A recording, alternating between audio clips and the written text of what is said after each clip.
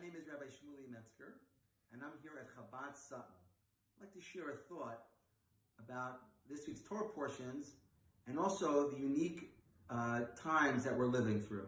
But first, a little memory, a little anecdote from when I was in yeshiva years ago. In the high school, there was a teacher, a great scholar. His name was Rabbi Marlowe, and he knew the entire code of Jewish law by heart. And he was teaching a bunch of wild, uninterested kids.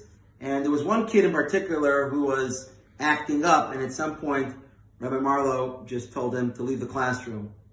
At the same time, the principal's coming from the other direction, doesn't encounter this boy in the hallway, and he walks into the class and he says, he asks the teacher, "What do you think of this boy who had actually just been kicked out?"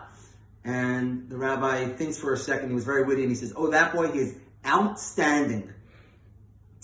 It's a funny story. It's witty, but it's actually quite relevant to this week's Torah portion, where we find there's a fellow who is afflicted with this spiritual ailment, sarat. So what sarat looks like, the skin is discolored, and this fellow, it's a spiritual ailment, has to be put into quarantine. So ostensibly it looks like this guy is a bad guy, but if we look a little closer, and certainly with the Hasidic perspective, which is always positive, there's always a positive, we always extract a positive, is this guy's actually a tremendous person, someone who is removed from the community in a positive way.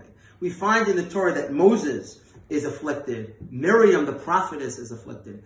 Even the Talmud and Sanhedrin says that the Mashiach himself, the Redeemer of the entire world, is a Mitzorah.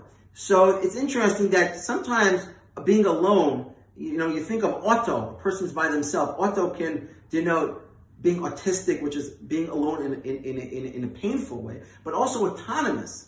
So there's a positive of community, being together with others, and sometimes there is a positive of being by ourselves. It's a time to reconnect with those that we love.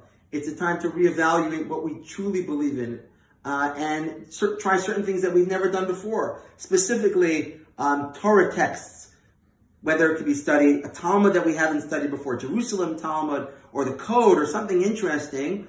And there's a world, now that the internet, we can study pretty much anything. So it's a time to reconnect with ourselves, with those we love, and most importantly, with Hashem himself. The Torah teaches that when Hashem created the world, the animals were created in mass. However, the human being was created alone. Just a human being, just man and his creator. This is our natural state. And it's a rare opportunity for us during these painful times that with all the pain and suffering going on in the world, it is also a time for us to reconnect with our loved ones and with Hashem.